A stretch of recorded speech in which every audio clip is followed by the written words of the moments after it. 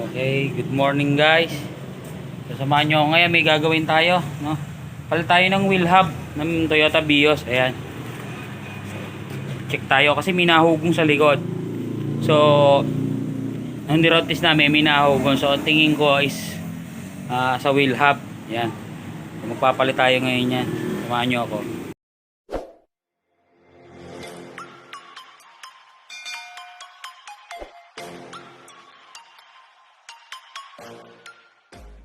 So, ayan guys.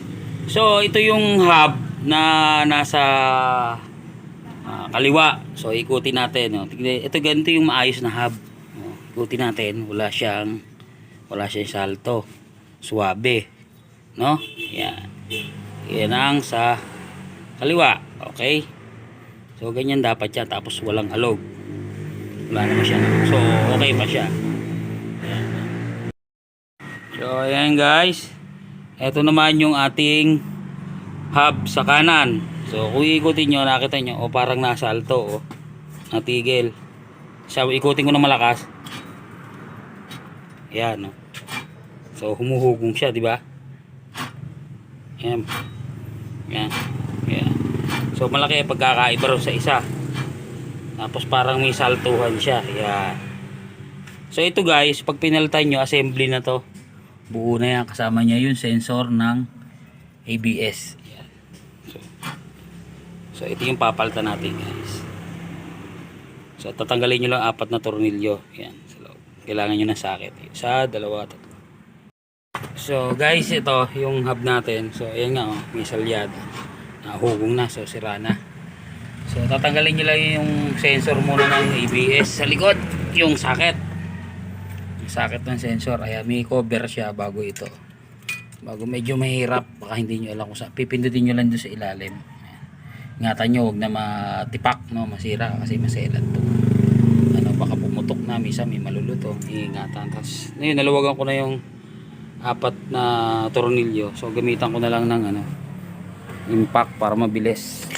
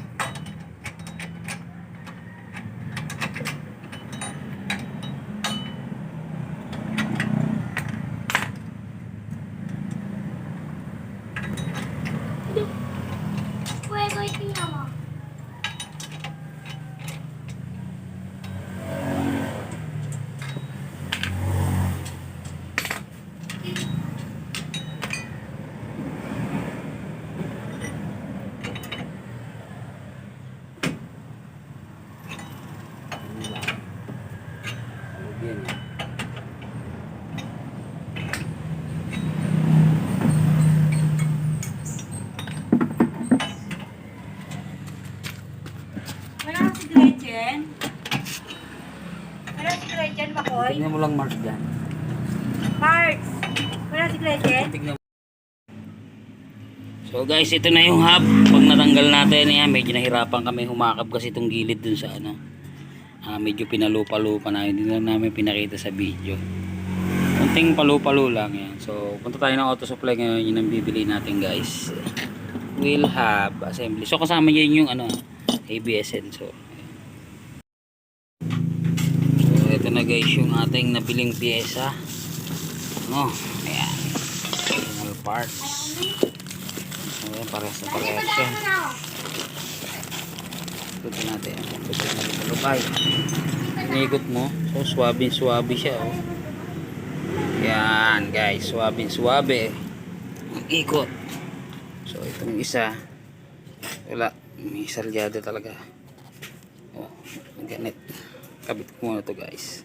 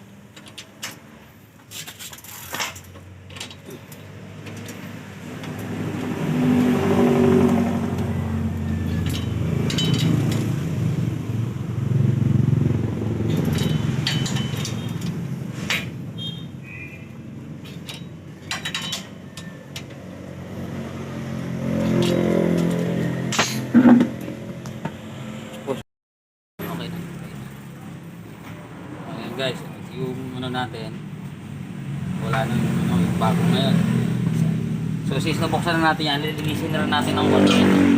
So try nyo naman, okay pa naman, makapal. So, tayo rin naman nag-PPMS niyan.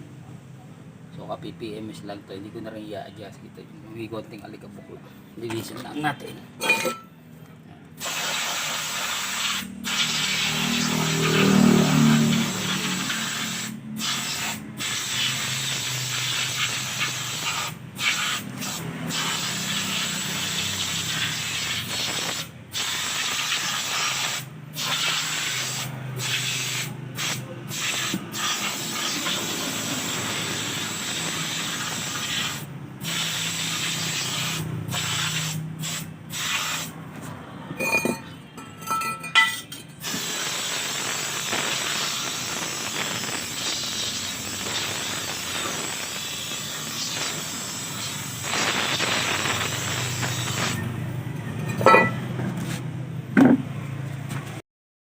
Ito na yung sa kabila, lilinisan din natin.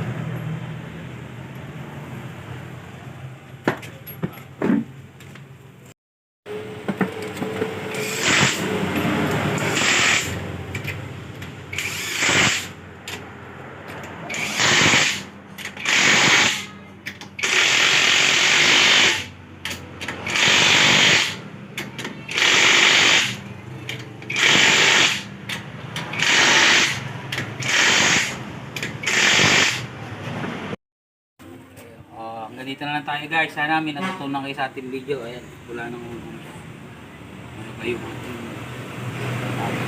Subscribe, like, share, Mac Garage.